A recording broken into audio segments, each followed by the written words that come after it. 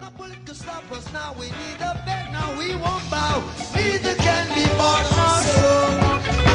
We all defend the right. Jah children must unite. Life is worth much more than gold. We're jamming, and we're jamming in the name of the Lord.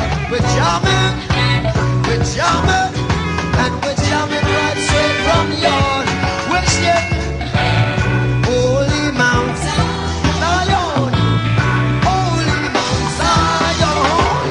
Yeah! His foundation is in the whole of mountains. Jah loveth the gates of Zion more than all the dwellings of Jacob. Glorious things have been spoken of the O city of God. I'll make mention to Rahab and Babylon to them that know I. With the old Philistine Tyre, with Ethiopia, it shall be said that this man was born there. And the highest himself shall establish the earth. Jah Rastafari. His fiery chant honored the holiness of Emperor Haile Selassie of Ethiopia. Bob Marley, the third world's first international superstar, spread the music of reggae throughout the world, and with it, the revelations of his mystical Rastafarian faith.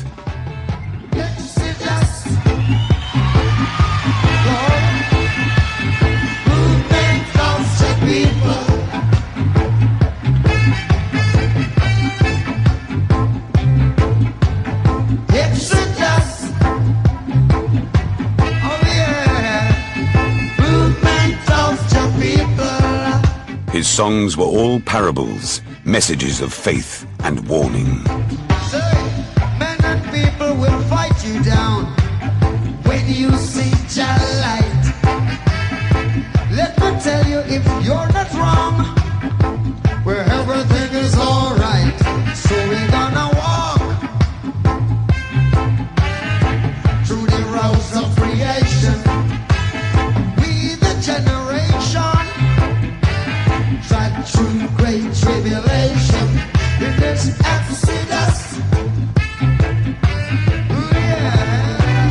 Movement of the people. Bob's cry of Exodus was a siren anthem to all the world's down-pressed to leave the wickedness of Babylon and make the march back to the Holy Land of Ethiopia.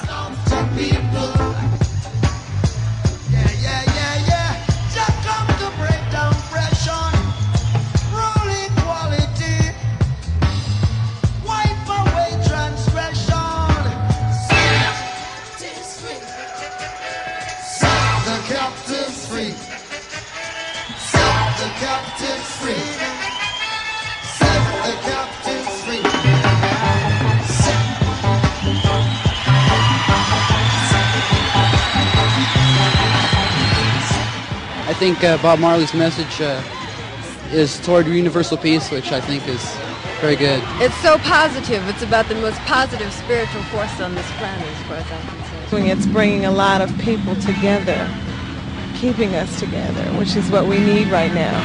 As Bob finished off a blistering set, he carried a secret he chose not to share with the world.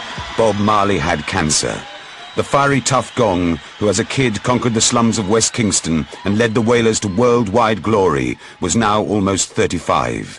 Said to be gifted at prophecy since childhood, Bob predicted he would die at 36. Now listen to Bob's prophecies and messages, recorded in America in 1979 and stored in a vault until now. Question, Mr. Marley. In November 1930, almost 49 years ago to the day, Rastafari was crowned King of Kings, Lord of Lords, the conquering lion of the tribe of Judah. Haile Selassie, King of Ethiopia. In 1955, 25 years later, the emperor set aside 500 acres of land for black peoples of the West who wished to return to the motherland. Now my question is, what importance should these facts have for black people of the world? What important facts is these things that black people in the world? Yes. First fact is that them are planning in Africa, right? Next fact is that Christ, no, the whole thing is when Christ then will return as the King of Kings, the Lord of Lords, the conquering Lion of Judah. and I see His Majesty as the Christ of the Bible talks about. Bob always performed with a banner of the Emperor behind him. Before Selassie was crowned Emperor, he was called Ras, or Prince, Tafari, hence the name of the Rastafarian faith. The Rastafari movement started at the same time when you see His Majesty crowned King of Kings, the name Rastafari. Yes. That's when the Bible revealed Him and the whole thing get together. Yes. So that is when the Rastafari movement. Africa, unite, 'cause we're moving right out of Babylon, and we're grooving to our Father's land. How good and how pleasant it would be before God and man to see the unification of all Rastaman.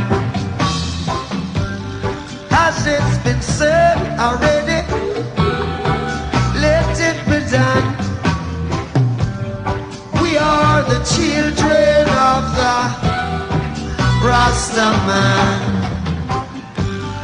We are the children of the I am one. So, Africa, unite. Africa, unite, yeah. Unite for the benefit of all people, 'cause we're moving right out of Babylon, and we're grooving to our Father's land. The Father's land was Ethiopia, ruled by Selassie in an unbroken line of kings that stretched back 3,000 years to the time of Solomon and Sheba. Unification of all Africans.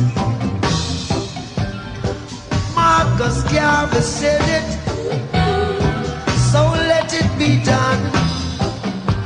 I know you know who you are under the sun.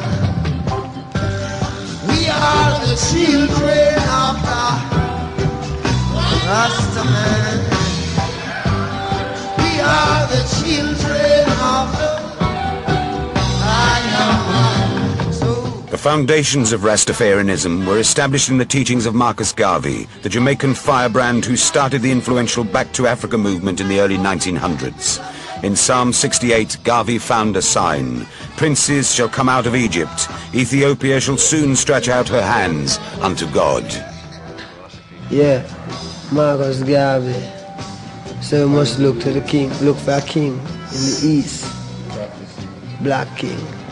1930, His Majesty crowned. And I cite him because that's when Marcus Garvey always deal with Africa. So, you know, it's just the truth, you know. You see, the wrong thing about it is that Christ, him come from Africa, and him always born July. You know, Christ is always a lion. Everyone will sit on the throne like King David. Have a be a lion. Judah. July was the sign of Judah, the lion. Rastafarians believe Christ was born in July, as was Selassie, the lion of all lions. Africa, you're my forefather upon a stone. Unite for the Africans abroad. Unite for the Africans abroad. Africa, Africa.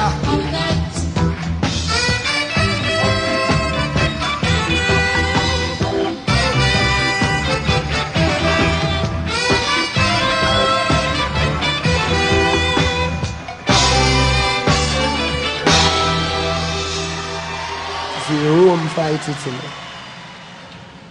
Rome just fight Ethiopia to set up Rome.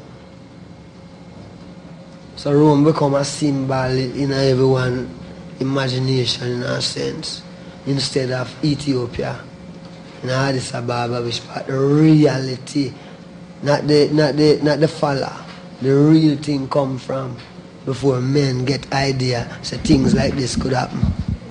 You know, that's where the root had come from. Garvey electrified huge crowds in